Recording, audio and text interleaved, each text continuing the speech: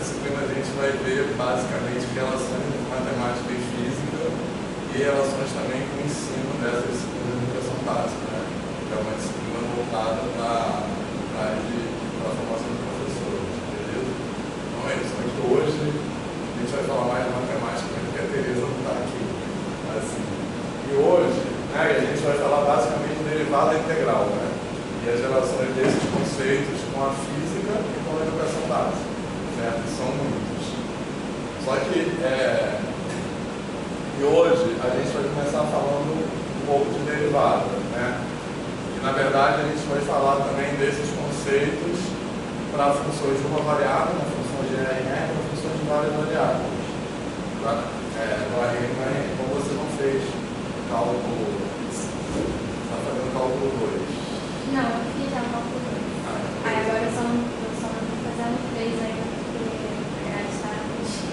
Entendi. A gente vai falar depois de cálculo 3, mas não precisa ficar preocupado, porque a ideia é essa mesmo. Tem uma coisa que a gente sempre critica, é que o cálculo 3 a gente aprende vários conceitos de matemática que são muito relacionados, sobretudo, com o eletromagnetismo e as disciplinas, eu acho que é física 3, no caso, sei lá, não tem relação, e a gente quer falar do começo mesmo. Então, para quem não fez cálculo 3 ou quem não entrou nada, fez há muito tempo, não tem problema, tá? A ideia é começar do começo mesmo. E hoje a gente vai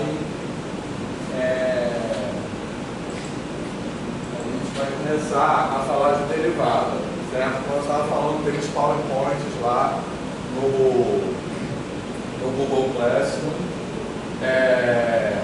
Eu não vou projetar aqui, né, que eu até prefiro escrever, são PowerPoints que eu preparei durante a pandemia, para dar aula.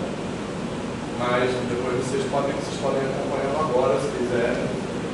Esse é o número 16, o número do PowerPoint.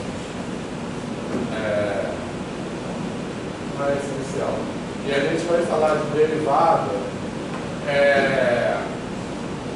Eu quero começar, quer dizer, o tema da aula de hoje, né, assim, a gente vai falar sobre, de uma maneira crítica, sobre como derivada o conceito de derivada é ensinado usualmente nas disciplinas de cálculo 1 e assim, como eu acho que deveria ser, de forma simplificada, ou seja, algumas ideias que são muito importantes para o conceito de derivada, eu acho que ficam pouco evidenciadas nas disciplinas de cálculo convencionais. E aí é importante que vocês vão contribuindo também para a lembrança de vocês de cálculo 1, tá?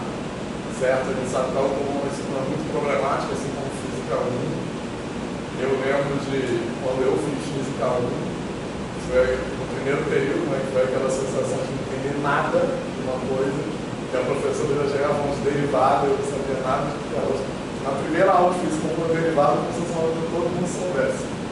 Agora isso até que se mudou um pouco, mas enfim, são disciplinas que, quem sabe, são muito assim, problemáticas no sentido da reprovação, etc. Né?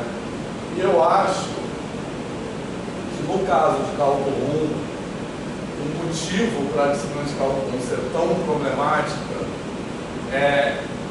os professores daqui atribuem muito aos alunos que são fracos, esse tipo de discurso que eu não gosto, assim, eu acho muito ruim. Eu acho que tem uma coisa que acontece, que o cálculo 1, ele lida com uma área da matemática que é ausente da educação básica, né, assim, que a ideia de limite, né, na qual se baseia os conceitos de cálculo 1, que é um tipo de pensamento matemático que não está presente na educação básica. Acho que isso é uma questão, e as pessoas já chegam falando como se todo mundo soubesse aquilo. Não sei se vocês concordam ou discordam, mas um outro problema do cálculo 1, que eu acho que esse é o principal, é que ele é dado de uma forma, a meu ver, anacrônica, né, assim. E a gente falou um pouco sobre isso também na aula passada, né? Então, o que acontece com a disciplina de cálculo 1? Esse modelo de disciplina de cálculo 1, como ele é repetido até hoje, ele foi criado num contexto histórico mundial muito particular, que foi a Guerra Fria, que Então foi mais ou menos no final dos anos 50, onde essa modelo de sistema de cálculo foi criado. E ele foi criado com um objetivo muito específico, foi formar, tanto na União Soviética na época, como nos Estados Unidos, formar em grande quantidade pessoal técnico capaz de fazer aquelas contas que eram necessárias para o desenvolvimento tecnológico da época, que era um contexto científico-tecnológico muito diferente do contexto de hoje. Basicamente, não existiam computadores. Né? Assim, então, as pessoas tinham que fazer as contas todas na mão e a gente continua ensinando cálculo como se estivesse naquele tempo. Beleza? E eu acho muito por uma certa inércia das pessoas. Porque foi naquela época que a disciplina foi criada, os livros didáticos foram escritos. Alguns livros didáticos, como Leibniz, por exemplo, são reedições do original daquela época, e alguns que foram escritos posteriormente seguem aquela template, né, aquele modelo. Né? O Stuart, que é um livro mais recente, por exemplo, mas ele não foge muito daquele modelo. Né? E eu acho que é um modelo que não faz sentido. Né? Não faz sentido porque ele é descolado do contexto científico, tecnológico, profissional de hoje. Beleza? Então, sobre isso que eu quero falar hoje. Fez sentido isso agora. Vocês têm essa sensação, tiveram essa sensação ou não? Então, beleza. Então, falando especificamente sobre o conceito derivado, depois, se vocês quiserem tirar foto, que isso não vai, acho que não vai aparecer na gravação, tá?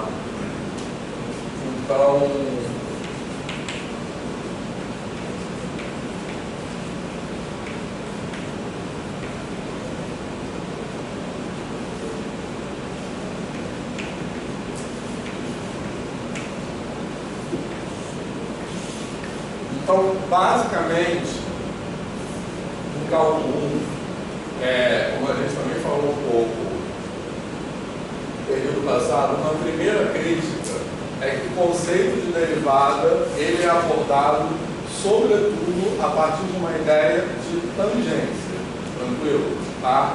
Então tem esse desenho, então essa abordagem que ela, vamos dizer assim, privilegia a ideia de tangência, ela tem vários problemas sobre os quais eu vou falar em seguida, tranquilo? Então a abordagem convencional para derivada em cálculo 1 é essa aqui. Que você tem esse desenho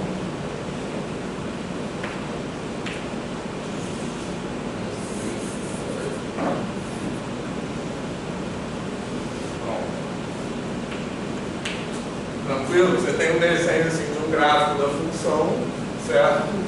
E aí se desenha normalmente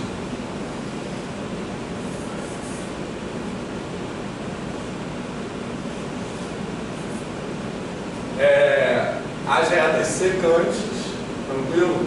Então, por exemplo, para olhar para essa reta secante aqui, você pega um ponto x1 e aqui você tem um delta x, tranquilo?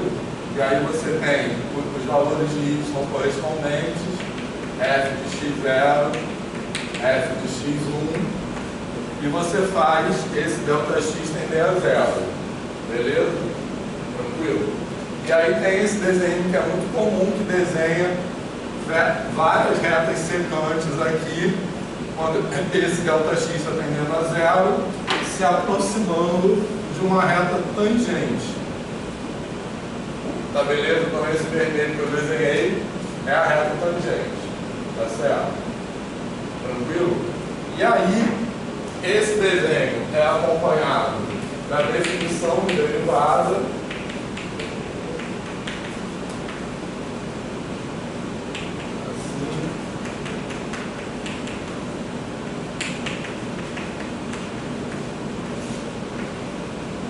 Tranquilo? Certo?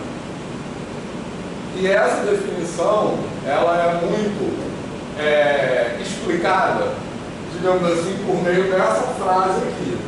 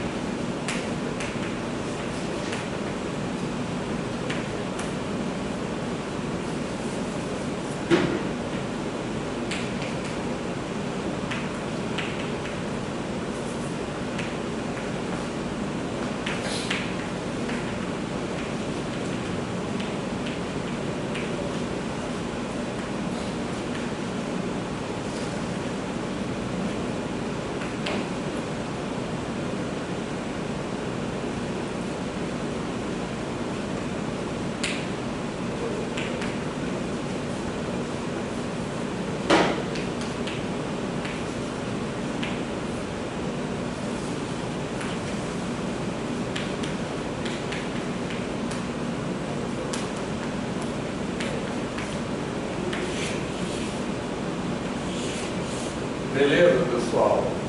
Tranquilo? Tá? Então essa frase é tipicamente usada para explicar o que é derivada, geometricamente, em geral. Tranquilo? Então ela é apresentada por meio de um limite, que é ilustrado por esse gráfico, e cuja explicação geométrica é isso aqui. A derivada em x0 é a inclinação da reta tangente ao gráfico no ponto x0 f de x0. Beleza? Isso coincide com as lembranças que vocês têm de cálculo. Sim. Em geral é assim. Então qual é o problema com isso? Como eu comentei também rapidamente na aula passada, isso aqui tem um problema matemático e tem um problema pedagógico, certo? Então, primeiro pensando matematicamente. Matematicamente, como eu também falei na aula passada, essa frase não é falsa, ela é verdadeira matematicamente, beleza? Ela não está errada matematicamente. A crítica é que essa frase, em geral, nas disciplinas de cálculo 1, ela é colocada assim, para explicar o que é derivada para uma pessoa que nunca viu derivada antes, concorda com isso? Então ela é colocada num lugar um pouco de definição de derivada, tá? Embora isso não seja falado em geral explicitamente, que a definição de derivada é isso, coisas bom. Porque a definição formal de derivada é isso aqui, tranquilo? Mas da forma como se ensina cálculo normalmente, essa frase ela acaba implicitamente ficando num lugar de definição de derivada. Beleza, pessoal? Tá de boa isso? Tá? Então qual é o problema matemático com isso? Como eu disse, essa afirmação aqui ela é verdadeira, mas ela não pode matematicamente ficar nesse lugar, ser interpretada como uma definição de derivada. Por quê? Nesse caso, ela seria uma definição autorreferente, tá? Certo? E por quê? O que eu quero dizer com isso? Porque ela menciona a inclinação da reta tangente. A derivada é a inclinação da reta tangente. Quando a gente tem uma definição formal matemática, o conceito que está sendo definido só pode se referenciar em conceitos anteriores, previamente definidos. E não é esse caso aqui, porque a definição de reta tangente no sentido do cálculo depende do conceito de derivada, quer dizer, ele é meio que definido simultaneamente com o conceito de derivada. Tranquilo? Não há como pensar numa ideia de reta tangente no sentido que a gente fala de reta tangente no cálculo diferencial que seja prévio ao conceito de derivada. Tá beleza, pessoal? Certo? Tranquilo? Tá de boa isso até agora? Tá? Por quê? Porque quando a gente fala de reta tangente no sentido do cálculo, como eu vou desenvolver mais em seguida, a gente está falando, por exemplo, da reta que melhor aproxima a curva localmente. Tá? Então, essa ideia de reta tangente, quando eu falo isso, a reta tangente é a reta que melhor aproxima a curva da vizinhança daquele ponto. Quando a gente está falando isso, para dar sentido matemático a isso, eu preciso dessa ideia aqui de aproximação local, que é a ideia de limite. Beleza, pessoal? Tá? Então, a ideia de reta tangente, quer dizer, faria mais sentido isso aqui ser uma definição de reta tangente, né? A gente poderia definir derivada antes, tranquilo? E falar que reta tangente é aquela cuja inclinação é a derivada. Beleza, pessoal? Mas não ao contrário, porque essas ideias, elas ambas dependem disso aqui, dessa ideia de aproximação. Beleza, pessoal? Ficou claro isso? Tranquilo? Tá? Inclusive, eu vou fazer alguns desenhos ali ilustrando. Quando se faz esse desenho de cálculo 1 aqui, a gente coloca mais ou menos e fala assim: essas aqui são as retas secantes e essa aqui é a reta tangente. Então se coloca a reta tangente como aquela que define derivada como uma coisa que está em oposição às retas secantes. Né? Tem a reta secante e tem a reta tangente. Tranquilo? Só que essas ideias de secante e tangente, elas têm um sentido geométrico. Tá beleza? Quando a gente fala, por exemplo, de tangência a círculos, nossa, tem um círculo legal dessa vez. Quando a gente fala de retas tangentes e secantes, o que está em jogo? A reta tangente é aquela que intercepta o círculo uma única vez, beleza? A reta secante é aquela que intercepta o círculo mais de uma vez, duas no caso, e uma reta exterior é aquela que não intercepta o círculo nenhuma vez. Então, nesse contexto geométrico aqui, quando a gente fala dos termos secante e tangente, o que define isso aqui é basicamente o número de interseções, concorda? Então, aí que está a oposição entre secante e tangente nesse caso, tá de boa, certo? Só que isso aqui é um caso particular, porque essa ideia de uma reta tangente só intercepta uma vez e a secante intercepta mais de uma vez, que é uma ideia que depende de uma visualização global, assim, geométrica. A gente estuda um contexto geométrico da curva inteira globalmente. Essa ideia é particular, ela não se generaliza para o conceito genérico de tangente, como a gente fala no cálculo. Porque, reparem, mesmo nesse desenho aqui, se eu for pensar dessa forma, essa reta vermelha aqui, ela é tangente e secante ao mesmo tempo, concorda? Porque ela é tangente nesse ponto, tranquilo, tá? Depois ela volta a interceptar a curva aqui. Mas o fato dela voltar a interceptar a curva aqui é irrelevante para ela ser tangente, beleza? Tá tranquilo isso? Tá? Então, quando a gente fala de reta tangente, quer dizer, essa definição de tangência aqui, ela só funciona num caso particular. Ela não se generaliza. Então, quando a gente fala de tangência, não está em jogo a situação geométrica global. Ela é irrelevante. O que está em jogo é uma situação analítica, digamos assim, a gente usa esse termo analítica, né, quando falo ao ponto de com limite, basicamente. O que está em jogo é a situação analítica local. Tá beleza? Isso aí que está escrito nesse PowerPoint, tá? Beleza, pessoal? Fez sentido isso? Tranquilo? Tá? Deixa eu ver como está pegando aqui.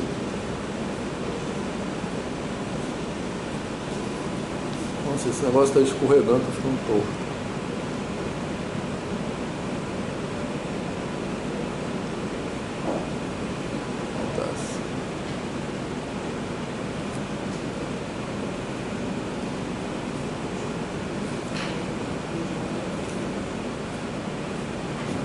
Tá de boa isso?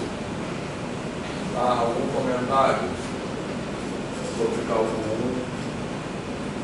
1? Eu lembro que na época que eu fiz cálculo 1, isso foi uma coisa que eu tinha muita dúvida, por causa dessa ideia de tangência da aplicação básica. E aí, assim, na época eu fiquei com muita raiva. Mas hoje em dia eu aprecio muito o meu professor, na época, ao invés dele responder a pergunta, porque a gente estava dúvida nessa questão da tangência, então tem que ser tangente localmente. Aí ele deu o exemplo da função seno de x sobre x, que perto da origem ela fica cada vez mais rápida. Assim. Então foi esse ponto aqui no meio. É tangente ou não é? Bom. E aí a gente só não sabia responder. E aí eu lembro que eu fiquei com muita raiva, né? Mas hoje em dia eu aprecio um pouquinho mais essa discussão. Mas você gostou do seu professor? Foi uma coisa que me marcou, assim. No primeiro período da faculdade foi uma coisa que me marcou. Então, mas justamente isso que eu quero falar. Então, eu falei até agora, eu vou retornar já desse exemplo do João, mas eu falei até agora que isso aqui, se a gente, como eu disse, essa frase não é falsa matematicamente, tranquilo? Mas ela, se ela for interpretada como uma definição de derivada, ela é matematicamente inconsistente, porque ela seria, no caso, autorreferente. Tá? Ela está usando uma coisa que está sendo definida pela própria definição. Está de boa isso, pessoal?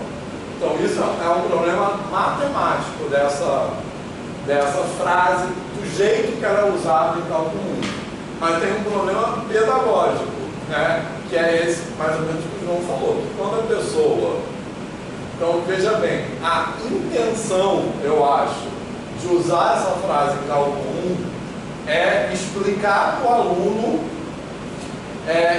o que é derivada para um aluno que está vendo derivada pela primeira vez, concorda? Então, em geral, quando a gente faz isso, para explicar um conceito novo, né, quando a gente quer introduzir um conceito novo, a gente sustenta esse conceito novo em coisas que o aluno já sabe, concorda? Então, acho que mais ou menos é isso que os professores tentam fazer. Né? Os professores acham assim, já tem uma ideia do que é a tangência, então os alunos já sabem o que é a tangência, e a gente vai explicar a derivada a partir daquela ideia de tangência que os alunos já sabem. Beleza? Mas o problema pedagógico agora, novamente, é esse. Que a ideia que os alunos já têm de tangência não corresponde ao mesmo grau de generalidade que a ideia de tangência que a gente fala em cálculo 1. Beleza? Certo? Então, o que pode acontecer muito nesse caso é que nesse momento em cálculo 1, para dar sentido ao conceito de derivada, os alunos recorrem a uma ideia que foi mais ou menos o que o João relatou, a uma ideia que eles já trazem de tangência. Só que essa ideia que eles já trazem de tangência é mais restrita do que a ideia de tangência aqui. Então, muitas vezes os alunos importam para o conceito de derivada ideias que são desse contexto geométrico de tangência e não do conceito de derivada. Beleza, pessoal? Tranquilo? Certo? Então, por exemplo, posso apagar tudo? Ninguém quer tirar fora? Tira.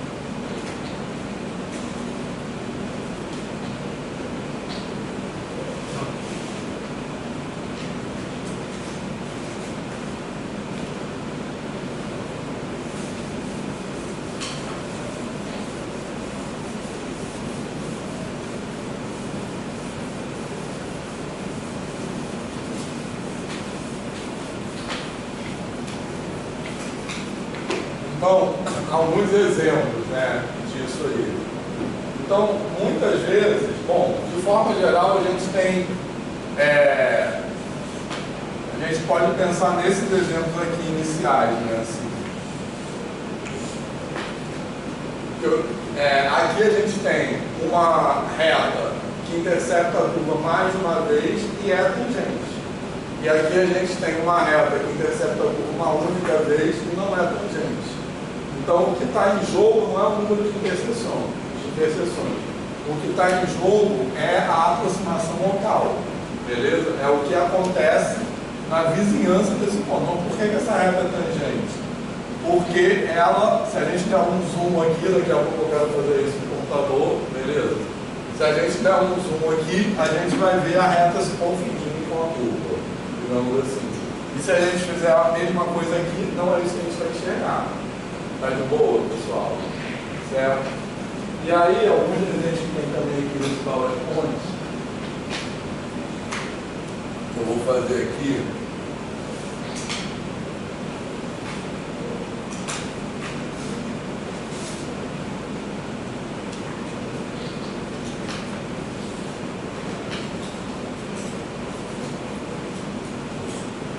Isso aqui é um ponto de inflexão, tá? O outro pode ser esse aqui mesmo. Vou apagar isso.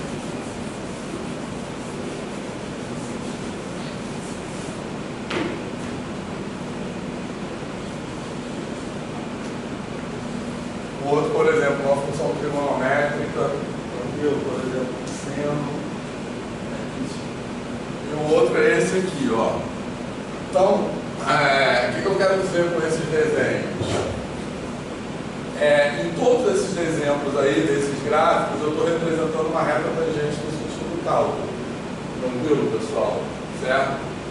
Então, esse caso aqui é o caso mais simples, né? Que você tem uma curva convexa aqui, aí a reta tangente, ela intercepta a curva uma única vez, beleza? Certo? Nesse caso aqui, que é um caso que muitas vezes isso já foi muito documentado pela literatura de pesquisa em educação matemática, tá? Esse aqui é um caso no qual, com frequência, os alunos não reconhecem isso como uma reta tangente. Tranquilo? Certo? Porque quando a gente tem um ponto de inflexão, pode pensar x3, por exemplo, a reta tangente, ela atravessa a curva. Tá legal? No sentido de que ela deixa a curva em dois semiplanos diferentes. Então, um pedaço da curva está para cima e um pedaço da curva está para baixo. Dois semiplanos diferentes. Tranquilo? Então, nesse caso aqui, é aquele que eu já falei, a reta tangente volta a interceptar a curva uma segunda vez. Nesse caso aqui, o seno, por exemplo, a reta tangente intercepta a curva infinitas vezes, né? Pode ser x seno x, por exemplo, também é esse o caso. E esse desenho aqui, por que eu desenhei isso? Quando a própria curva já é uma reta, a reta tangente no sentido do cálculo é a própria curva, é a própria reta, beleza? Tranquilo? Qual é a reta tangente a f de x igual a x? F de x igual a x mesmo. Tranquilo? Qualquer ponto. Beleza, pessoal? Certo? Bom, e nesses exemplos aqui, a gente tem a mesma situação analítica local, certo? Então, esses desenhos aqui, localmente, o que eu quero dizer localmente? Se a gente chegar no computador e der um zoom, por exemplo, tranquilo? Beleza? A gente vai ver a mesma imagem. A gente vai ver, eu vou fazer isso daqui a pouco, tá? A gente vai ver a curva se confundindo com a reta. Tranquilo? Então, nesses 5 exemplos aqui, se a gente olhar no microscópio, eles são indistinguíveis, vamos assim. Beleza? Mas se a gente olhar de longe, eles são muito diferentes. Tá? Mas isso não. Então, a situação global não importa da definição de derivado no cálculo 1. Tá de boa, pessoal? Isso? Certo? E aí, como eu estava falando,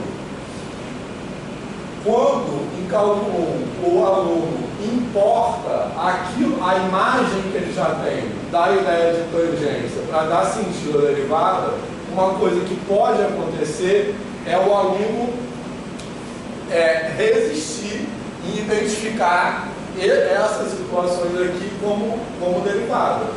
Tranquilo? Beleza? Porque quando a gente tem essa ideia de tangência da tangente ao círculo, isso aqui, por exemplo, não acontece. Tranquilo? A reta tangente deixa a curva inteira apenas de um lado. Tá de boa isso? Certo?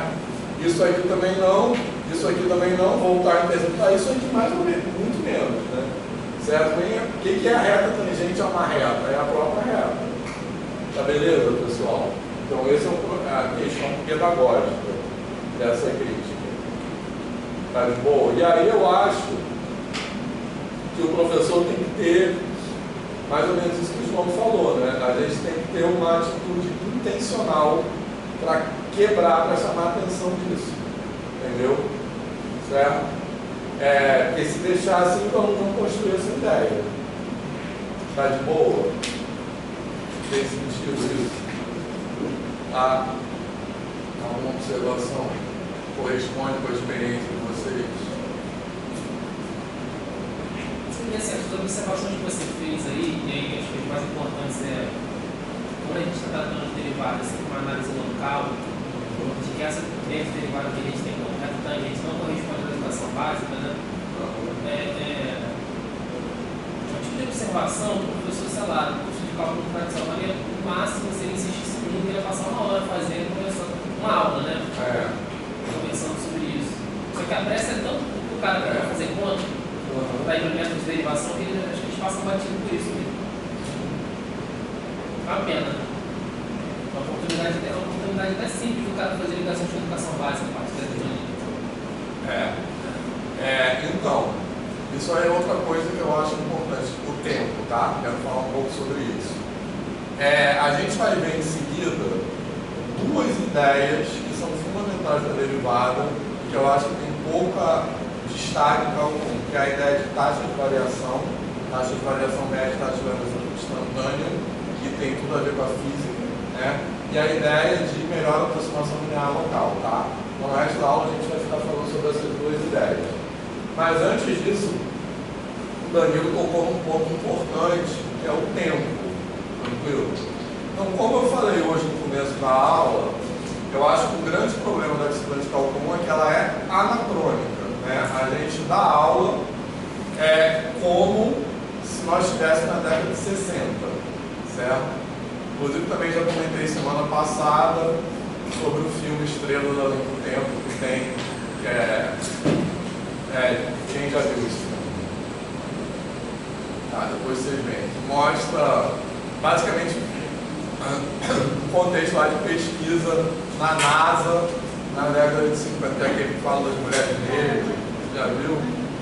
Então, fala do racismo, fala da questão de raça, de gênero, né, assim, das mulheres negras na ciência, mas esse filme tem umas cenas que ele mostra um padrão negro gigantesco, assim, com as pessoas fazendo um monte de conta.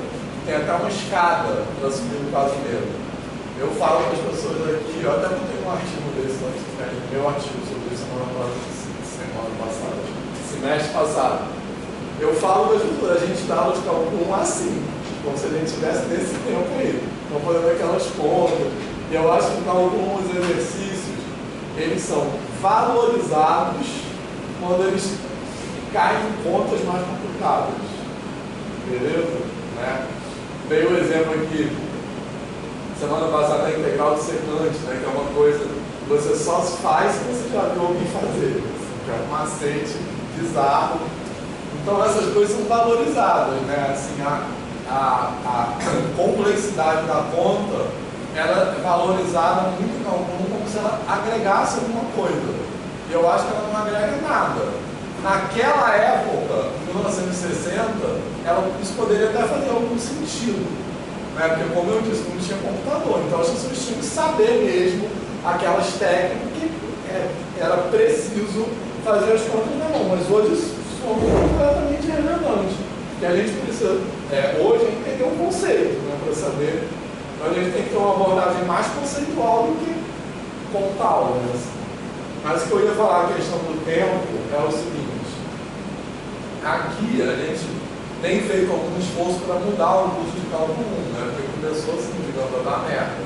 Né? Porque uma disciplina de cálculo 1 com 80% de aprovação é insustentável, né? Assim, como estava tendo aqui. Então, houve alguns esforços para mudar o cálculo 1. Aí tem a galera que acha que é baixar o nível, que eu acho que é uma coisa bizarra, enfim. Mas eu acho que o currículo de cálculo 1, como ele usualmente, que é limite derivada integral, eu acho que é impossível de ter assim, eu acho que pode melhorar, mas a gente vai melhorar e vai enxugar gelo, porque eu acho que é impossível uma pessoa que veio do ensino médio entender conceitualmente o que é limite derivada integral em 4 meses. Porque as pessoas falam do tempo assim, que é 6 horas por semana. Mas eu acho que quando a gente fala de aprender alguma coisa, tem uma questão do tempo assim, concentrado, né? Mas tem uma questão do tempo de amadurecimento também. Você pode ter tipo 20 horas por semana, mas você tem que ter tempo de chegar em casa, pensar naquilo. Então, isso, quando for concentrado de 4 meses, eu acho que é impossível.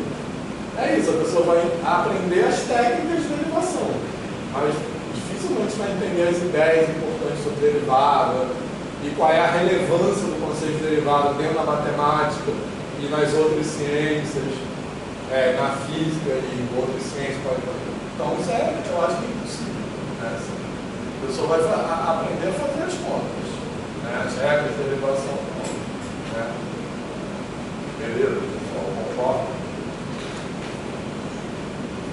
cortar, tá? Algumas disciplinas de engenharia oferecem pré-cálculo. Então, a gente vai começar a oferecer aqui. Eu acho muito louco cursos que não são de licenciatura em matemática terem essa preocupação pedagógica antes do curso de licenciatura em matemática. Eu isso acho verdade. Comum. Porque a engenharia dá um problema, né? A engenharia tendo uma reprovação em massa, outra assim, na engenharia não dá. Mas eu vou dar aula de pré-cálculo esse semestre aqui na licenciatura no ponto de matemática. A matéria de pré-cálculo vai ser optativa? Vai, por enquanto vai ser optativa. Na verdade, se chama de introdução ao cálculo. A gente botou no currículo novo da licenciatura. Só que o currículo novo não foi aprovado ainda. Vários problemas aí da legislação, mudou a legislação e tal. Então, por enquanto, a gente está colocando assim para quem quiser, entendeu? Fazer. Mas no currículo novo, não é esse nome, introdução ao cálculo, é outro nome que eu não lembro, mas a gente vai botar essa disciplina, que é uma disciplina assim, vamos dizer, de transição do ensino médio para o ensino superior. Ela vai ser paralela a cálculo 1. Ao mesmo tempo. E ela vai ser obrigatória. Beleza? Sim. Nessa disciplina que eu vou dar, depois a gente pode até falar mais sobre isso, de introdução ao cálculo, porque eu acho que um problema também do cálculo, né, assim, é que a gente vê, em geral, no ensino médio, uma matemática eu vou falar um pouco mais sobre isso já quando eu falar de variação, inclusive, daqui a pouco. Por exemplo, função, certo? Já em seguida eu vou começar a falar da ideia de variação. Eu acho que a ideia de variação, ela tem que estar muito mais presente no ensino médio, tá? Depois a gente vai falar sobre isso que eu vou fazer, não hoje, vou fazer uma construção, por exemplo, da função exponencial, a partir da ideia de variação e tal. E eu acho que no ensino médio, a gente, em geral, quando se fala do conceito de função, já se fala dos tipos de função, né? Assim, função afim, função quadrática, função trigonométrica, não sei o quê. Beleza? Entendeu? E eu acho que a gente tem que falar, a gente precisa falar, por exemplo, posso apagar isso aqui?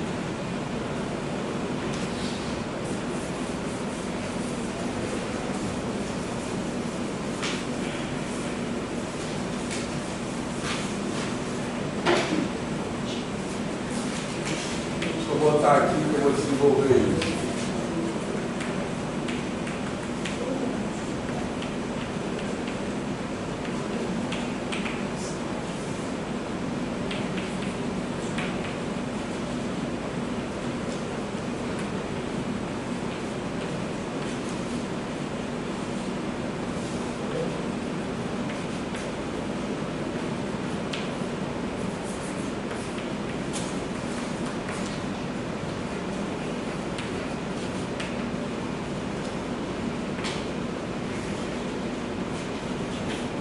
Beleza?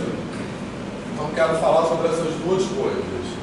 Mas, começando sobre essa aqui, taxa de variação local. Então, aí eu quero costurar com o que eu estava falando antes sobre chegar no pré-cálculo, tá? Então, e sobre como se aborda a função no ensino médio, tranquilo? Que é já com essa classificação e tal. Então, se a gente pensar até historicamente, ou pensar conceitualmente mesmo, vamos dizer assim, uma pergunta simplificada. Para que a gente estuda funções, né? Assim, qual é a relevância do conceito de função? A gente tem uma grandeza dependendo da outra, beleza? Né? Que a gente chama de variável independente e variável dependente. Se essas duas grandezas forem grandezas reais, a gente representa essa dependência por meio de um gráfico, no qual a gente bota a variável independente aqui, em geral, a variável dependente aqui não precisava ser assim, mas em geral se faz assim. E aí a gente desenha um gráfico.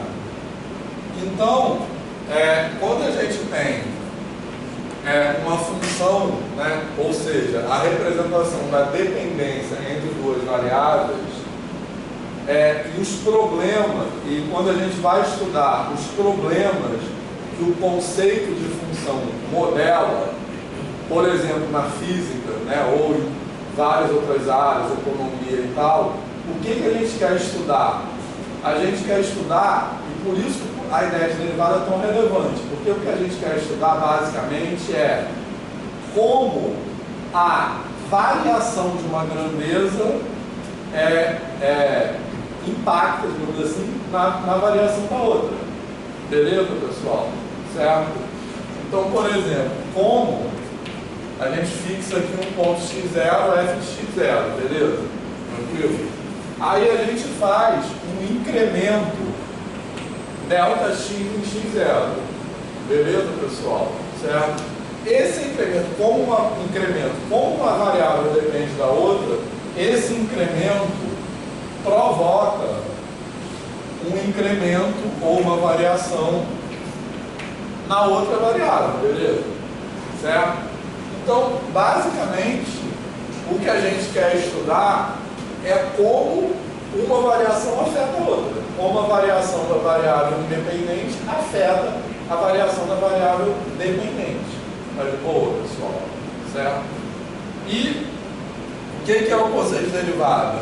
É a gente olhar a relação entre essas duas variações e fazer ΔX tender a zero. Tranquilo? Beleza, pessoal? Certo?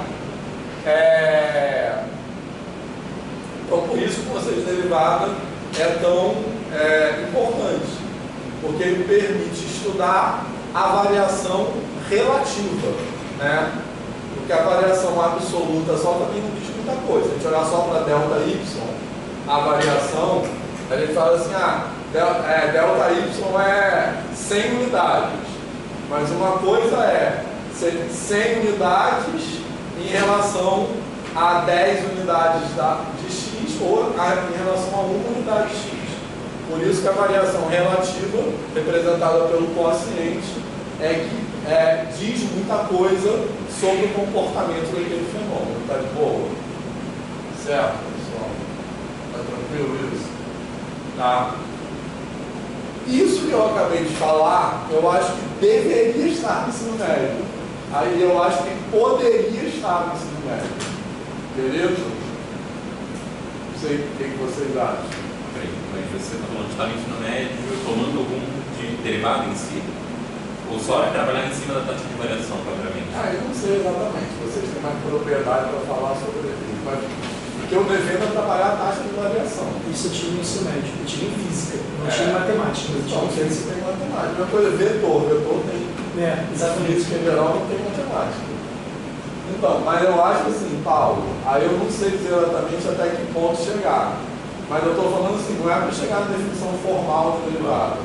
Mas é aí começando a discutir essas ideias. Eu acho perfeitamente possível isso, né? Se vocês não concordarem, pode falar, tá? Lembrando que vocês têm mais lugar de fala para falar disso também do que eu. Eu acho que assim, o que é mais preocupante é que existe até um certo tipo de cálculo especificamente da derivada aparecer, mas quando aparece, isso é por procedimento. Por exemplo, é prática, especialmente desses cursos de preparadores, assim, o cara ensina a derivar polinômio, mas ele de novo é só procedimento. A partir de uma fórmula, ele chega em outra. Ele pensa na física, né? A partir da fórmula da solução, ele chega na velocidade. Pessoal, deriva assim, para você deriva. Você cai na velocidade, deriva de novo. Você cai na aceleração e a regra de derivação é essa. Então, é loucura que o cara já sai do ensino médio para fora, né? E a imagem que ele tem no cálculo é isso, é um procedimento que eu faço. E aí, de novo, você passa a parte do perspectiva. Isso aí. Exatamente. Então, isso seria ainda numa situação que você está falando de uma turma que é meio privilegiada, no sentido de conseguir abordar esse conteúdo. Né? Porque na maioria são que é preparatória para a turma universitária, por exemplo. Isso acontece. Mas eu acho que isso deveria estar em todas as turmas. Eu não acho que isso seria mais difícil do que o que é dado, tipo, função logarítmica, ficar resolvendo a equação logarítmica. Nossa. Isso não se dá no ensino médio do estado, por exemplo. Isso aí. Pensando não basicão, assim. Logaritmo básico. Mas eu não acho que isso aqui, eu quero agora dar alguns exemplos disso, tá? Eu quero mostrar umas telas do GeoGebra, tá? Mas eu não acho que isso aqui é uma coisa surreal, assim. Sim. Eu acho que poderia assim, até a avaliação disso implicaria os faltas práticas, porque assim, o cara tá muito acostumado a fazer do jeito de sempre, e aí na prova ele cobra lá os exercícios carinho de sempre. Se a gente fosse tratar dessa forma, abordagem mais conceitual, a prova de matemática seria uma coisa completamente diferente. Isso. Podia ser uma coisa até lugar, o cara podia produzir um texto, né? Enfim, aí vira completamente, vira outra coisa. Mas aí, enfim. Então, eu acho, assim, até não pensando nem muito em termos de mais fácil ou mais difícil, mas eu acho que seria uma matemática que faria mais sentido, sabe, para as pessoas. Do que ficar resolvendo um monte de equação, até a equação de segundo grau, né? Resolva a equação, né? Aquelas coisas.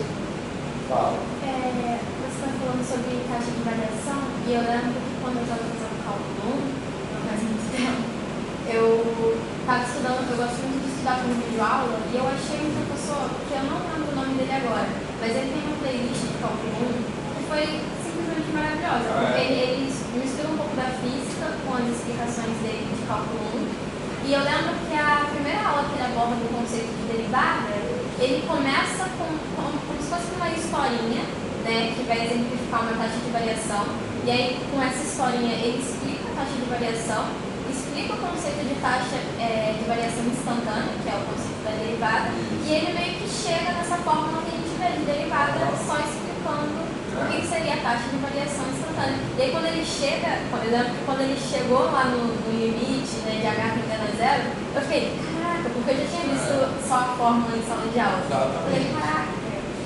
Então, depois eu nome no YouTube. Eu salvei a playlist, eu posso ver.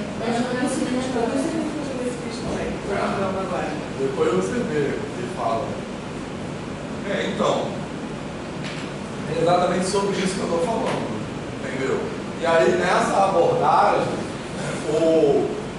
a ideia de reta tangente, ela aparece, só que ela aparece depois, entendeu? Ela aparece meio que como uma representação geométrica disso aí, mas não para introduzir o conceito, entendeu? Porque aí isso aqui nunca aparece. Fez sentido isso que eu estou falando? Agora é isso, para fazer isso, como é na licenciatura noturna aqui na matemática, cálculo 1 é limite derivada e cálculo 2 é integral. Eu acho que tem que ser assim. Em outros lugares não é isso. Alguns lugares é assim, acho que assim deveria ser assim em outros lugares. Então, você pode repetir isso. Cálculo 1, que é isso que você está falando no colégio? É limite derivada e cálculo 2 integral. Entendeu? Eu acho que deveria ser assim sempre. Eu não estou assim. O autor é assim. Eu acho isso maravilhoso. Porque o problema é isso, eu acho que não dá tempo para você amadurecer os conceitos. Então, ele fica tudo atropelado, assim. Eu dei cálculo de engenharia no ano passado, era porra, cada aula uma coisa de nova, assim. Eu estava vendo que vamos conversar sobre isso. E eu acho que o ruim é porque eu tenho essa visão também de que é pouco tempo. E eu acho que o ruim é porque quando você chega, você tem outras disciplinas que você tem que utilizar, né, o cálculo 1 ou o cálculo 2, enfim. E aí você tem que ficar relembrando certas coisas porque você praticamente só aprendeu a fazer um modelo para responder uma questão. E aí, quando você tem que utilizar um conceito em uma outra matéria, por exemplo, física 1, física 2, você tem que ir lá relembrar o que você já tinha aprendido para aplicar novamente. Isso aí. Você só aprendeu o determine, né? Beleza? Mas então, eu estava falando do pré-cálculo. Eu acho que muitas vezes o pré-cálculo, o pré-cálculo, ele transfere o problema do cálculo, de como ele é dado. Porque muitas vezes as pessoas do ensino médio têm uma visão careta, assim, uma visão procedimental também de matemática, e muitas vezes no pré-cálculo o professor dá aula daquela função, da mesma maneira que se no ensino médio, não resolver a equação logarítmica, né? Assim. E aí não adianta nada, eu acho. E aí, eu já vi casos, não lembro onde agora, que as pessoas implantaram no pré-cálculo, e o pré-cálculo teve uma reprovação maior do que o cálculo. Isso aconteceu na UF. Hã? Isso aconteceu na UF. Então pronto. Pois é. Na UF. Pois é. Quer dizer, a intenção, como eu estava falando, é muito boa, né? Mas eu entendo que existe a gente brigar assim, nas questões curriculares é importante, mas às vezes assim, o problema é de RH, essa coisa. Você pode ter o currículo mais legal do mundo, cara, mas se for mesmo pagaredando assim, o cara vai olhar para pré-cálculo e vai começar a dar, porra, então vou resolver aqui, essa porra. Uma parada doida e não fala que uma porra assim tão ruim. Então, aí você tocou no ponto, né? O que tem que mudar é a cabeça das pessoas. Entendeu? Porque isso, não adianta ter um pré-cálculo se você faz no pré-cálculo o mesmo erro que você faz no cálculo. Entendeu? Você pode ter um currículo mais antigo, assim, mais engessado. Agora, se você tiver as pessoas ali que estão dispostas a virar o negócio, você estava dando um curso legal também, sabe? Então, claro que assim, quando você muda o currículo, você acaba criando certas demandas, por exemplo, né? Você obriga a pessoa a pensar sobre isso. Você obriga as pessoas ali dentro a se mexerem, olha, a gente precisa trazer gente que sabe disso aqui para poder falar, né? Você vira uma demanda interna, né? Mas é difícil, cara. Hoje o curso lá é bem melhor que o curso que eu fiz, né? Mas é tudo muito devagar. Exatamente. Tem que mudar a cabeça das pessoas, essa é a dificuldade. Beleza?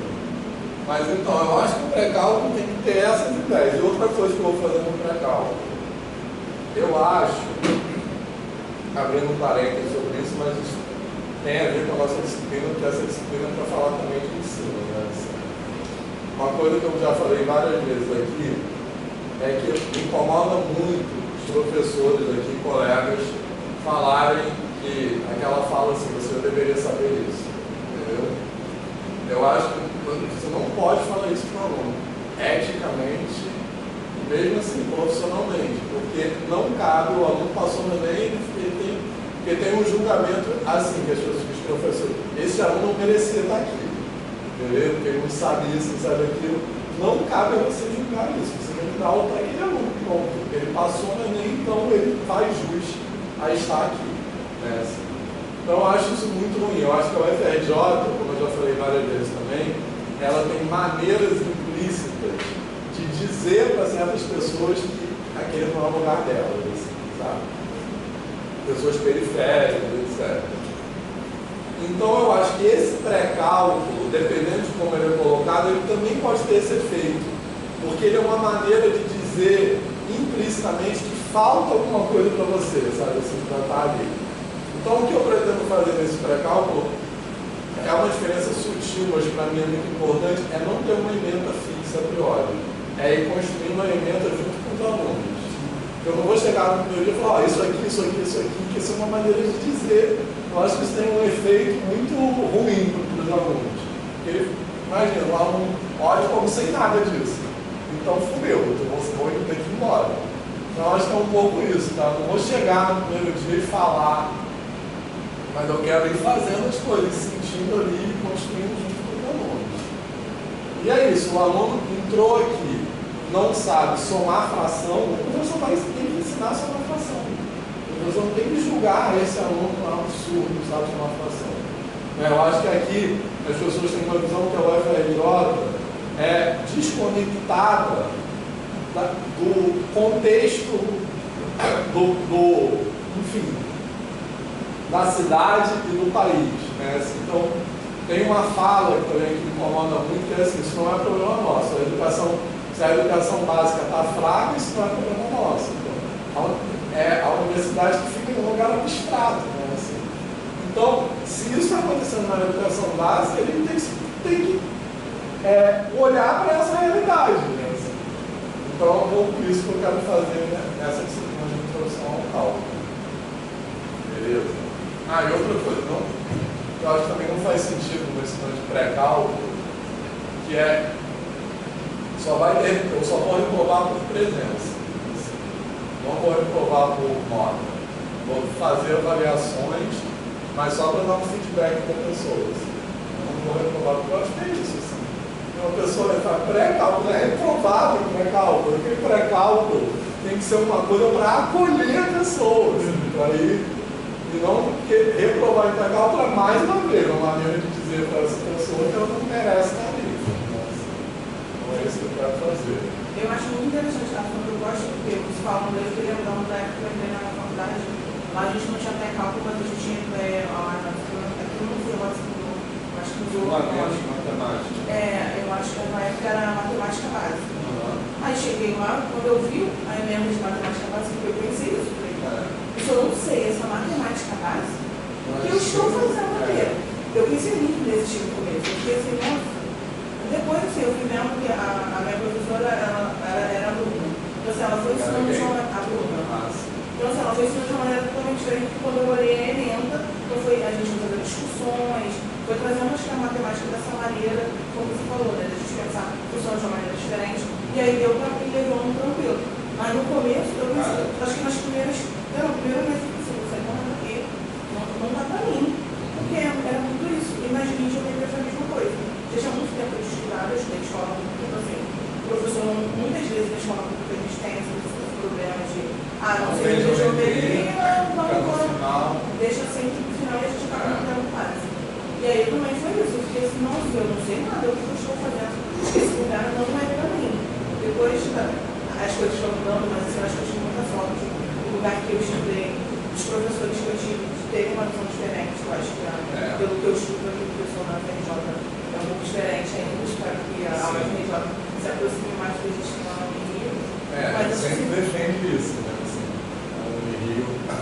A UF também tem um currículo de matemática de licenciatura muito melhor que a FRJ. A FRJ é muito difícil mudar as coisas.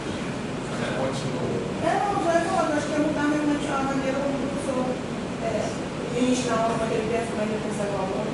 Obviamente, os professores também lá que chegaram aí, acho que foi em geometria analítica, falaram lá, vocês não sabem isso, é básico. Eu fico assim, não sei isso. Então, não tem dúvida ainda, eu não sei. Tipo, correr muito atrás para poder entender o que ele falou, eu não quero nem saber. E ele se gabaram da turma dele, você vai achar que só passaram 3 alunos de 20. Eu não sei como eu falo. Ele falava isso como se fosse muito bom. Fala orgulhoso. Só que isso era uma exceção lá. Então, assim, acho importante, acho muito legal essa questão que você vai na minha acho uma coisa. Com essa, exatamente com essa pegada. Sim, acho que muita diferença. Eu fico muito feliz no Rio que tem várias pessoas que nós formamos. Sim. Aqui. Sim. Em particular, a Bruna e o Diego, que foram meus orientadores.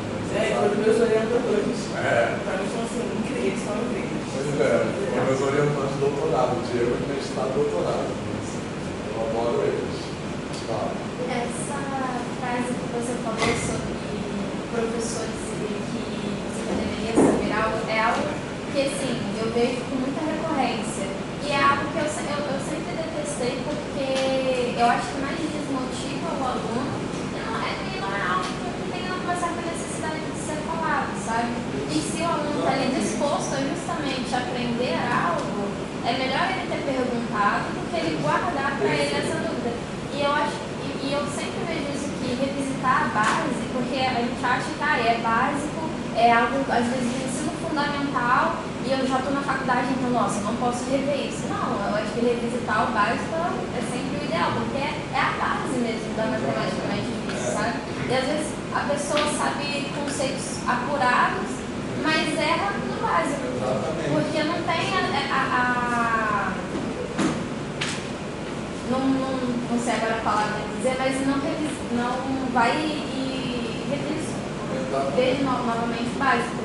E eu tive um professor de Física 1, que foi o Marcelo, que nossa, e ele é o coordenador da disciplina também de Física 1, o melhor professor, porque ele simplesmente você chegava às vezes com uma dúvida, qualquer dúvida, ou seja, da mais básica possível a mais complexa. Ele chegava e ele sempre incentivava de formas, tipo, com palavras afirmativas. E era algo que eu percebia muito nele. Então você perguntava algo que, poxa, às vezes um aluno do meu lado perguntava algo e falava, nossa, isso daí pra mim é básico, mas às vezes desse aluno não é. E o Marcelo falava assim, nossa, boa pergunta, bom questionamento. Então poderia ser qualquer dúvida que fosse, que ele ia falar, boa dúvida, bom questionamento. E respondia. Então motivava mais a galera a perguntar na sala de aula. Então, essa fala é muito importante. Marcelo tem uma tatuagem. É tatuagem. Bem branquinho, verde. Então, é legal saber que ele tem essa postura, assim, que eu tento fazer exatamente isso. Então, primeira coisa, eu acho que muitas vezes os professores que têm essas falas, não sabem isso, parece assim, que o aluno é culpado por não saber aquilo. Assim. Então, o aluno é duplamente penalizado, né? Assim, porque ele já teve uma educação básica, e muitas vezes não é por escolha dele, né? Assim, a educação que estava acessível, que era possível, e ele ainda é, o professor fala de uma maneira agressiva, né? Como se fosse assim, quase um moralismo, né? Assim, como você não sabe isso? Você tinha falado que aqui é muito difícil de mudar esse tipo de coisa. Você acha que realmente por esse pensamento um pouco conservador em relação a isso? Eu acho que, não sei, eu acho que não todo mundo, né? Tem muitos professores, eu acho, assim, tem muitos professores legais aqui, não sei se vocês concordam. Mas eu acho que tem muita gente que não vê isso como um problema dele, entendeu? Vê isso como dane-se, assim, entendeu? E tem muito uma visão de que isso é cair o nível da universidade, sabe? Eu acho assim, uma visão completamente equivocada. Assim. Então, que a pessoa tem que manter o nível, sabe? Assim, então, para isso, não pode ter aqui essas pessoas que não sabem isso. Então, eu acho essa visão quase fascista, né? Assim. Eu acho que é um pouco isso, assim, que é difícil mudar. Assim, eu acho que tem, assim, falando resumidamente, eu acho que entre os professores tem pouca reflexão sobre o papel social da universidade. Entendeu? Acho que essa é a grande questão. Tinha que ter uma formação dos professores aqui. Eu tenho um amigo meu que fez pós-doutorado em Berkeley, né, que é uma universidade foda, não sei o quê. Aí ele falou que lá, todo professor que entra por mais fodão que seja, ele passa por uma formação para dar aula de graduação. Todo mundo vai e faz. E tem várias universidades no exterior que são assim. Enfim, mas outra coisa que eu ia falar na fala da Érica é que eu tenho que ter exatamente essa postura. Eu acho que não é só responder, eu respondo qualquer pergunta. Se a pessoa não sabe somar fração, não vai ensinar a somar fração. Mas não é só responder, é valorizar, porque de fato a pergunta da pessoa tem valor.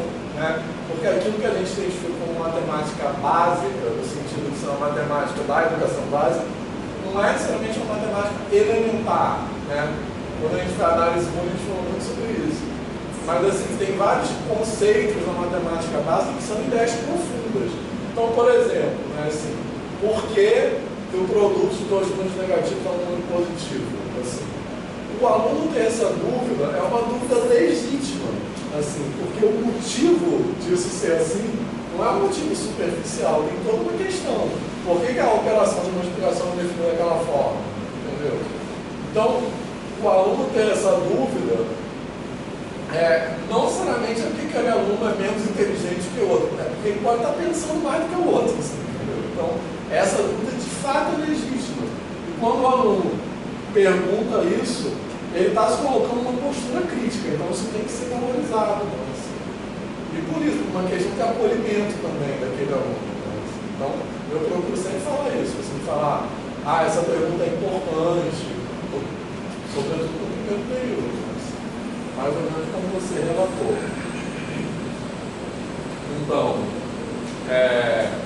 Então agora, voltando aqui a essa ideia de variação.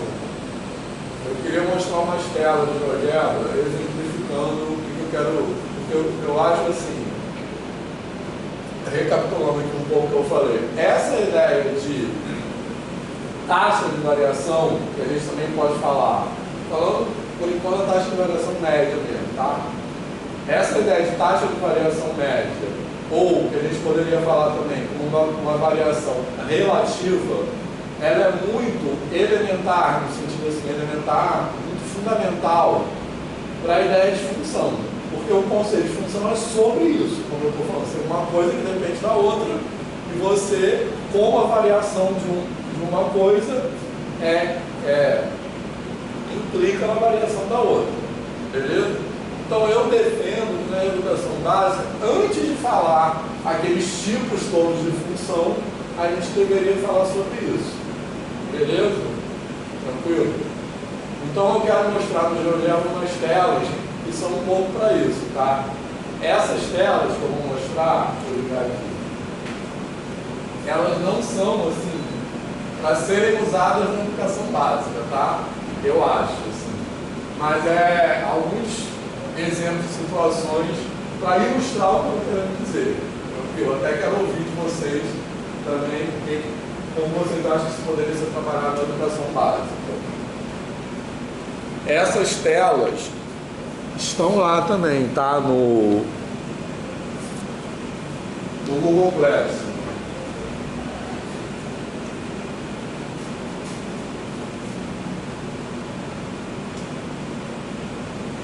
Solta na frente, agora aí.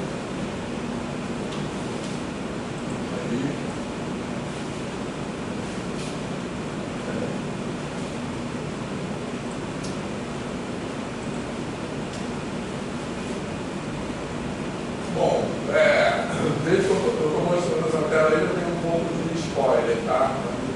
O ideal seria mostrando a construção dela aos poucos, mas só para adiantar um pouco. Então, nessa tela aí, eu estou representando o seguinte problema.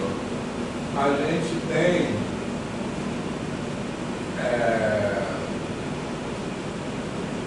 calma aí.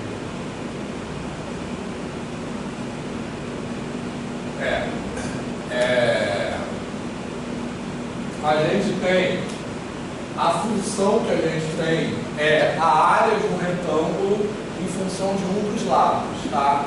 Então, na verdade, o que eu estou fazendo nessa tela é o lado vertical daquele retângulo em azul ali está fixo e o lado horizontal está variando, beleza? Então, essa função S de x é essa área do retângulo AB XY, beleza, pessoal? Que é aquela área do retângulo em azul ali, tá tranquilo? Certo? Então, olhando para essa função aqui, eu vou explorar o comportamento de variação dela. Tranquilo? Beleza? Então, quando eu aplico um ΔX, esse ΔX vai acarretar um ΔS. Tá beleza, pessoal? Ali na função. Tranquilo? Tá? Então, aqui eu tenho o valor de S. Aqui nesse controle deslizante aqui, eu coloquei um ΔX igual a meio, beleza? Mas a gente pode alterar esse valor de ΔX nesse controle deslizante. Mas a exploração que eu quero fazer é o seguinte: para um valor, mantendo o valor de ΔX fixo, o que acontece com o valor de ΔS? Beleza? Na verdade, essa é a primeira situação. A gente vai ver 3 exemplos, tá? 3 situações diferentes, com comportamentos diferentes que ilustram o que eu quero dizer. Alguma ficou claro até aqui? Beleza, pessoal? Então, o que a gente vai fazer? Fechar isso. Eu vou arrastar o valor de x. Beleza? Então, arrastando o valor de x, vocês estão vendo que o valor de S está mudando, mas o valor de ΔS não. Tá claro? Certo? Geometricamente, o que é o valor de ΔS? ΔS é aquilo que eu acrescento na área quando eu faço esse acréscimo do valor do lado. Tá legal? Lembrando que para essa função aqui, a variável independente é o lado e a variável independente é a área. Tá beleza? Certo? Então o ΔX é esse segmento que está aqui embaixo. E o ΔS é a área desse retângulo roxinho aqui. Tranquilo? Tá? Que é aquilo que a área do retângulo aumenta quando eu aumento o lado. Tá de boa, pessoal? Isso. Certo? Então, fala. No caso do ΔS, era daquele retângulozinho x1 e y1. Isso, exatamente. Isso. E a área desse AX1, Y1B é o novo valor de S. Tranquilo? Certo? O ΔS é aquilo que está crescendo. É esse retângulo compridinho aqui. Tá beleza, pessoal? Tranquilo? Certo? Então, o que a gente pode perceber aqui é que, geometricamente primeiro, é que um valor de ΔX fixado, ΔS não se altera, tranquilo? Certo? Ou seja, quando eu mudo o valor de x para o mesmo ΔX, eu vou ter sempre o mesmo ΔS. Tá de boa, pessoal? Certo? Então, isso é o que eu chamo de uma taxa de variação constante, tá? Porque a relação entre ΔS e ΔX é sempre a mesma. Beleza? Tranquilo? Certo? Então eu percebo isso geometricamente aqui. Nessa tela de GeoGebra eu botei os números aqui, mas o interessante é perceber isso geometricamente. Beleza? Tranquilo? Tá? Então, isso é a primeira, assim, explorando esse problema, só observando o comportamento relativo das suas variáveis. Beleza? Agora eu quero chegar no gráfico, certo?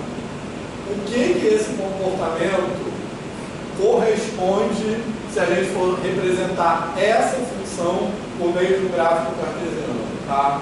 Beleza? Porque em geral se faz ao contrário também, né? Desenha logo o gráfico, beleza? Então, que tipo de gráfico isso vai gerar, tá? E aí, olhando para esse lado aqui, para esse desenho aqui, o que é esse desenho aqui? Vocês estão entendendo o que é? É a representação de ΔX e ΔS, beleza, pessoal? Certo? Então, nesse sistema de eixos cartesianos aqui, eu vou pensar que eu vou desenhar um gráfico, tá legal? Sendo assim, no eixo horizontal eu tenho os valores de x e no eixo vertical eu tenho os valores de s, tá de boa? Certo? Tá? Então aqui, eu vou, nesse triângulo aqui, esse ponto P é o ponto x, s de x, beleza? É aquele ponto P ali.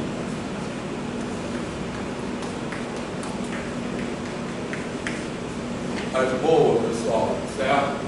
E aqui, nesse cateto horizontal, eu estou representando o ΔX. E no cateto vertical, eu estou representando o ΔS. Tá? Beleza? E aqui é o novo ponto, tá? Beleza?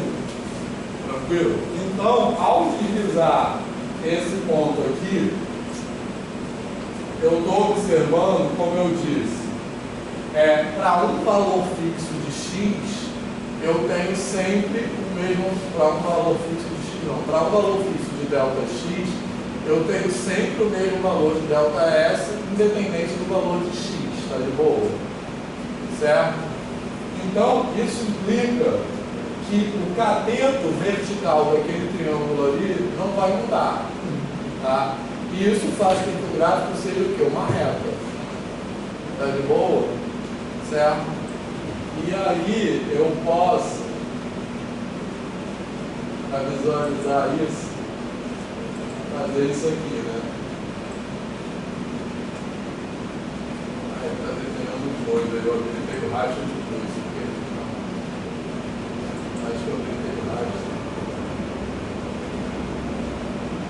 Eu queria habilitar o raio só nesse ponto azul aqui. Eu acho que eu habilitei o segmento. Calma aí.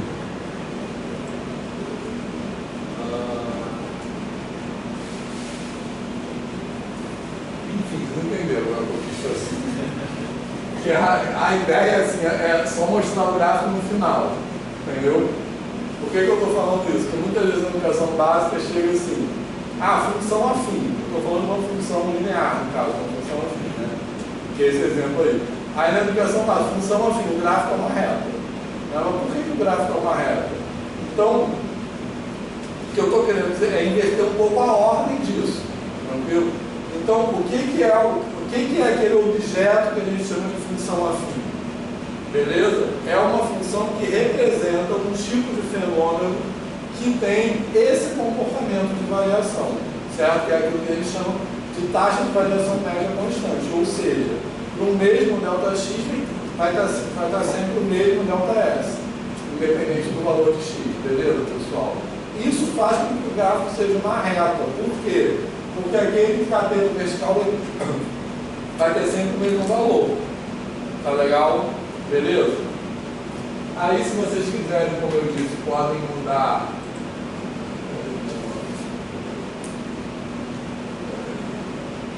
Podem mudar o valor de delta x aqui, ó. Beleza, pessoal? Aqui no verde. Tranquilo? Fez sentido? Então, eu acho que esse negócio, o gráfico de uma função afim é uma reta, isso é dado quase como uma verdade, né? Por que é uma reta? Então, a ideia é um pouco isso. Então, vamos lá, mano, é chegar. Eu estou dando um exemplo muito elementar por enquanto, né, que é o caso da função afim, é chegar no tipo de função a partir da observação do comportamento de variação, beleza? E não chegar logo classificando, função isso, função aquilo. Por que essas coisas são relevantes? Tranquilo? Então, para funções, pelo menos funções polinomiais do primeiro e segundo grau, função exponencial e logarítmica, a gente pode fazer isso. Tá? Tranquilo? Mais para frente, a gente vai falar disso no caso das funções exponenciais e logarítmicas. Eu quero falar bastante calma sobre isso. Beleza, pessoal? Agora eu vou botar outra tela. Calma aí.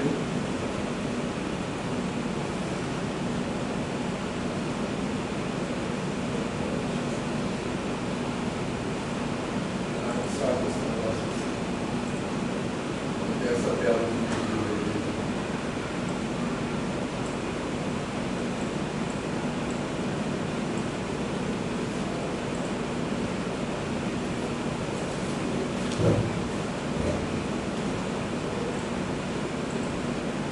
Bom, pessoal, então agora eu tenho um problema semelhante, só que agora a função, em vez de ser a área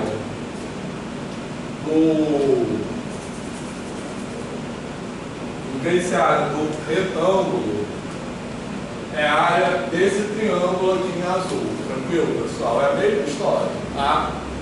Então eu vou, o delta x é esse segmento x1 aqui, tranquilo? E o delta s, que como eu disse, é aquilo que eu acrescento na área, é o que? É a área desse trapézio aqui, não é mais um triângulo, não é mais um retângulo. Perceberam? Certo? O delta S é esse trapézio que está aqui em roxinho ali. Todo mundo visualizou? X, x1, y, y. Beleza? Tranquilo? Então eu vou fazer a mesma pergunta que eu fiz no exemplo anterior. Quando eu mantenho o valor de delta x fixo, o que isso acarreta em delta S? Beleza? A gente vai ver que nesse caso aí, delta S não é mais constante em relação a delta x. Tranquilo? Beleza? Então olha só. E eu quero que vocês observem primeiro isso geometricamente aqui nesse triângulo. Tá beleza? Certo? Então, eu tenho aqui, ó, quando eu aumento o valor de x,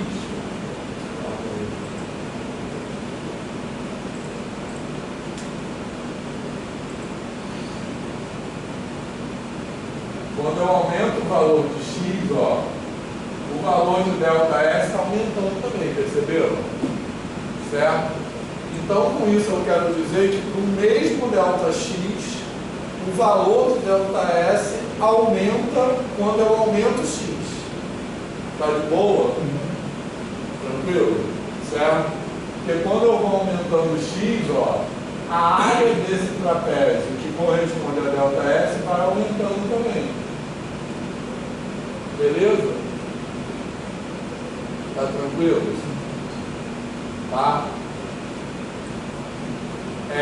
Então, observando de novo aquele triângulo ali. Aquele triângulo é um triângulo de desenho gráfico, tá? Está aqui nesse sistema de eixos. Se for para baixo ali,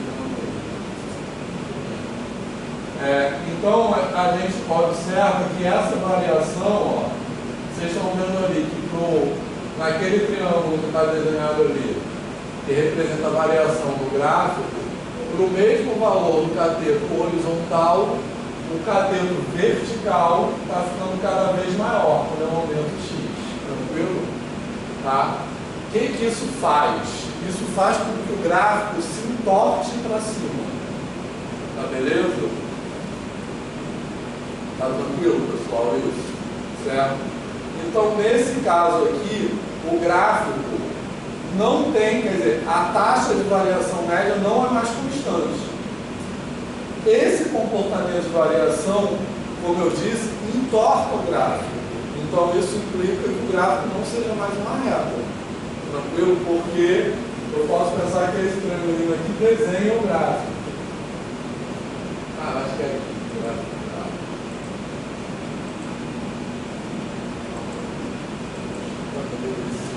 Esse é o ponto P. Qual roda? Não, esse é F que tá aqui. Não estou conseguindo resolver isso, mas enfim. Deveria ser. Eu quero um lugar geométrico de P, é que eu chamei esse lugar geométrico de F. Mas eu quero um lugar geométrico de P quando x varia, entendeu? Ou raio também. Se você colocar o raio no ponto P, talvez vá. Não, vai sim. Calma aí, deixa eu fazer uma coisa. Tá.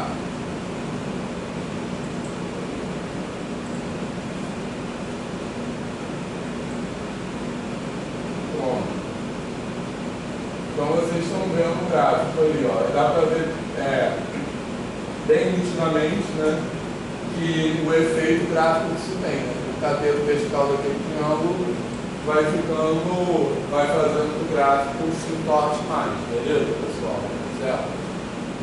No caso, essa exploração inicial eu só quero distinguir retas e não retas, tá? Retas correspondem à representação gráfica de funções que têm uma variação constante. E não reta, quando a variação não for mais constante, ele não vai mais ser uma reta, beleza? Tranquilo? Certo? Fez sentido isso? Agora mais um exemplo.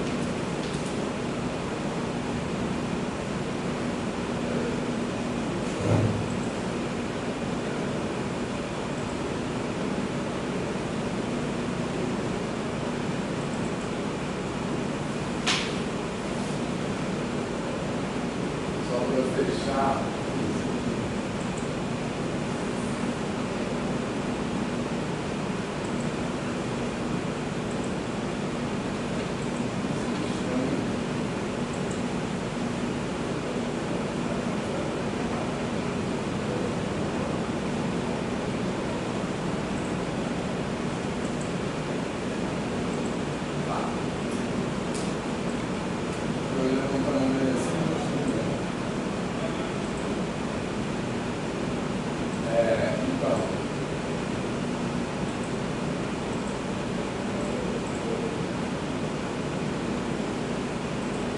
Então, nesse aí, agora, a área,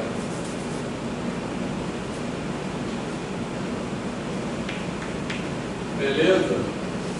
A área que eu estou explorando é a área desse trapézio aqui, tranquilo? Esse trapézio AXYB, beleza? Então, agora o ΔX, o ΔS, aliás, é a área desse outro trapéziozinho aqui, tá tranquilo? Beleza? Que também não é constante. Quando eu mudo o valor de x, o valor de ΔS muda, concorda? Só que, diferentemente do exemplo anterior, agora o ΔS diminui com x. Beleza? Tranquilo? A gente está falando de aceleração aqui, ele está falando de derivada segunda. Tá beleza? Certo? Então, comparando esse exemplo com o anterior, nos dois eu tinha um valor de ΔS que varia com x. Só que no exemplo anterior eu tinha que o valor de ΔS aumenta quando x aumenta. Agora o valor de ΔS diminui quando x aumenta. E repara que em ambos os exemplos o valor de S aumenta com x. Tá legal? Certo? Porque essa é a área. Se eu aumento o lado, eu aumento a área. Só que o acréscimo da área, nesse caso, ele diminui. Tá de boa? Isso faz com que o gráfico agora seja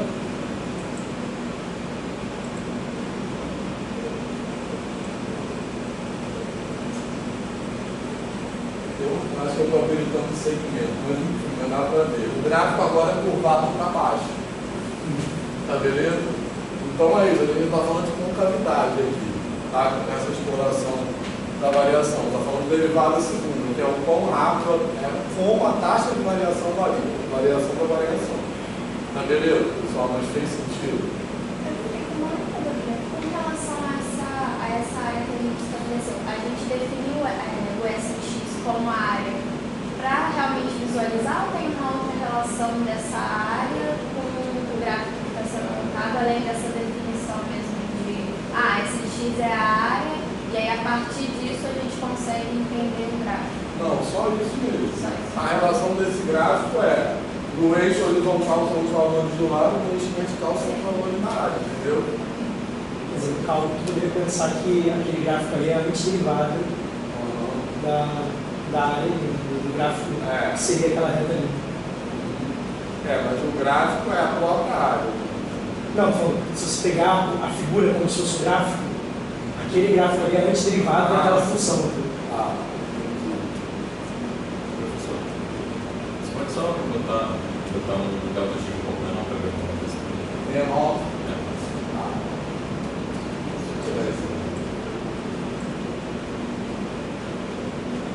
Dá para ver direito.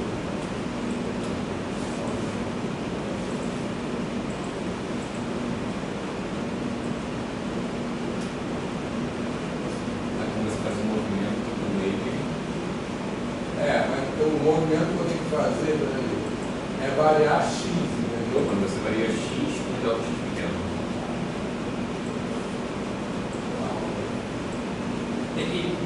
Tem que chegar Tem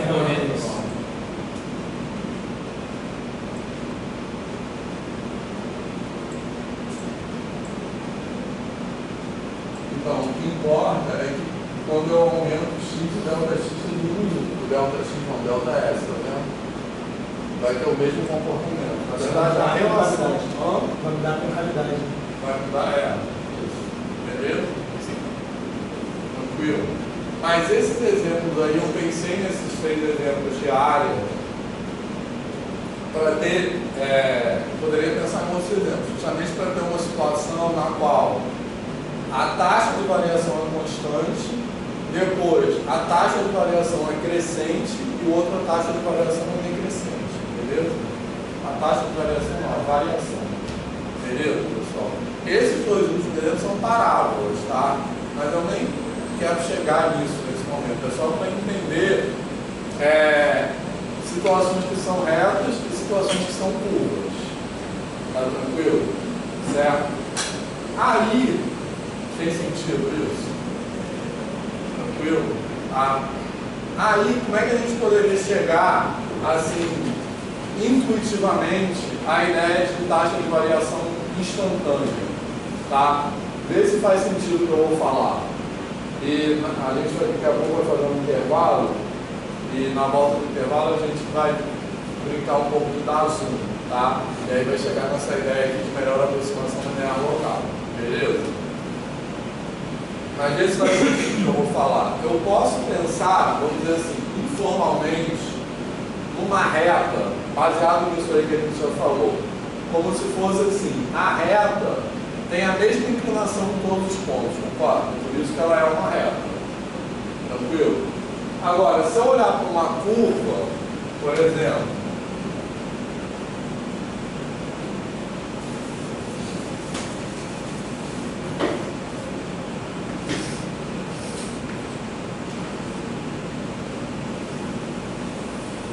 olhar para essa curva aqui, ó.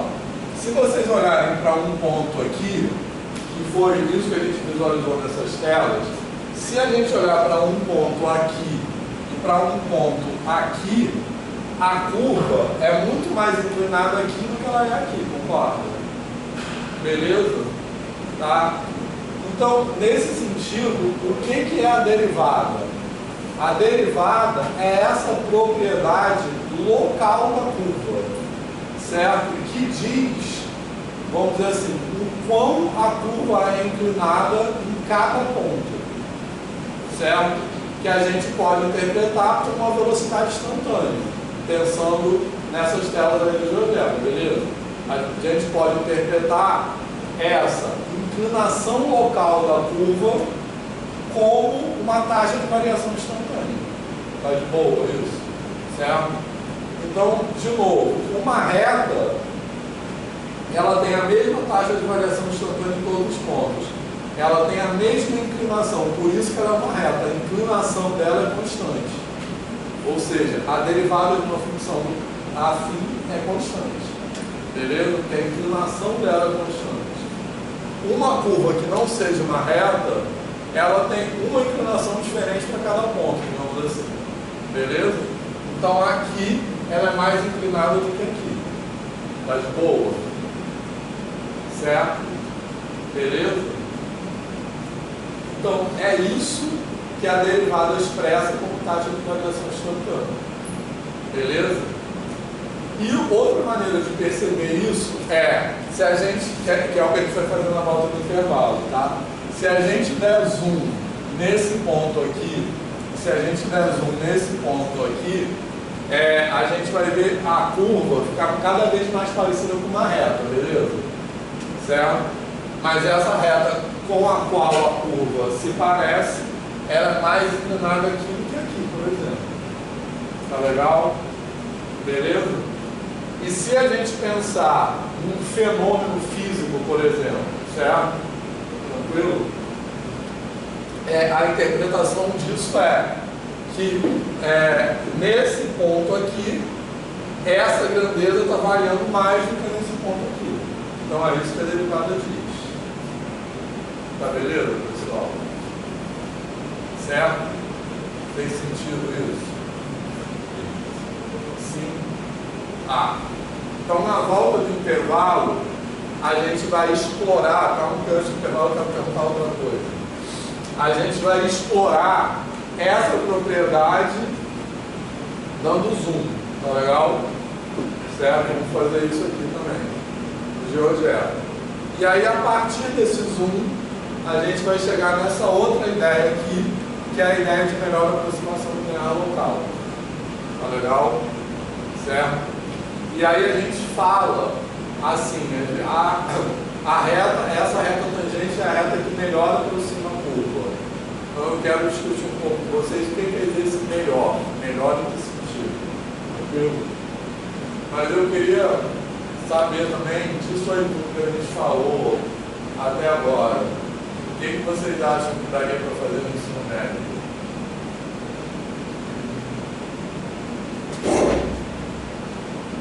Assim, pelo menos no primeiro momento. Assim, na escola, normalmente, quando as pessoas vão definir função afim, e vão pensar no gráfico dela, é sempre aquela coisa de você marcar pontinhos, né? E você traça a reta assim. Que é problemático, porque assim, é aquela velha existência que as pessoas têm de tratar a função, não como uma relação de conjuntos, tipo de relação de conjuntos, mas como essa equação que mexe, sacou? E aí Equação o quê? Uma equação que mexe, assim, uma equação que você vai trocando os valores ali, mas que não diz nada sobre uma relação entre dois conjuntos, entre dois planetas. E aí, muitos dos problemas, por exemplo, um exemplo clássico que o pessoal usa para poder falar aqui na escola, só tem a questão táxi, né? Que ele vai um pouco mais amplo. Só que na real, se você for ver como é que o trânsito funciona, não é uma reta, né? É uma coisa tipo uma escada assim. E aí, até os problemas que o pessoal passa são problemáticos. Então, acho que sim, pensar na coisa da taxa de variação, para pensar em função afim, definir os outros tipos de função, acho bacana também. É o que você falou, eu não sei se eu faria isso exatamente, eu acho que dentro do contexto de formação nossa que está bem feito, mas é pensar em prejuízo do tipo, pensar sobre a coisa da variação antes de sair fazendo conta. Porque assim, eu estou feito essa pergunta porque assim, esses exemplos aí são exemplos que eu consegui construir para ilustrar aquilo que eu estou tentando falar aqui, mas eu acho exemplos difíceis de ensino médio, sabe? Mas eu quero provocar em vocês uma reflexão, assim, de como daria para discutir, porque eu defendo que dá para discutir isso no ensino médio. eu pensando no professor fundamental, pensando nos turmas de nova, logo no início do primeiro mestre, eles vêm em grandezas proporcionais. Vai ver regras 3 compostas. E eu tento fazer sim um paralelo assim, com só fibra. Eu acho que isso é uma boa, não com a área, eu acho que a área é mais difícil. Mas essa ideia de você mexer no X e ver o quanto que mexe no Y e ver que isso continua sendo, não importa o quanto você aumente o X, essa quantidade continua, acho que é uma boa forma de visualizar essa questão de por que elas são proporcionais. Né? E aí dá para você ilustrar quando que não são proporcionais. Eu acho que isso é legal também. Aí, tipo assim, você não está exatamente falando sobre taxa de variação. Mas eu acho que você está introduzindo o tema de uma forma que quando o aluno for ver aquilo ali no ensino médio, não é um conceito alienígena para ele. Então, uma coisa que eu, por exemplo, eu nunca fiz essa conexão no ensino médio entre função afim, entre progressão aritmética e entre proporcionalidade, que hoje em dia, enquanto professor, eu sei que são a mesma coisa, né, são partes diferentes, enquanto aluno eu não sabia que essas coisas eram conectadas. Eu acho que é uma coisa que a gente, enquanto professor, a gente tem que tentar pelo menos estimular o aluno a pensar na possibilidade. Pode talvez não enxergar, mas tem que ser convidado a pensar sobre aquilo. Eu acho que isso para trabalhar também a relação entre área, volume e a medida em si vai ser construtivo. Com certeza. Aí tem várias situações, né? Que a gente poderia pensar assim, isso talvez seja uma questão para você responder depois, né? Com parte da variação, tá? Eu vou mandar lá para você. Beleza? Então é isso. Então, intervalo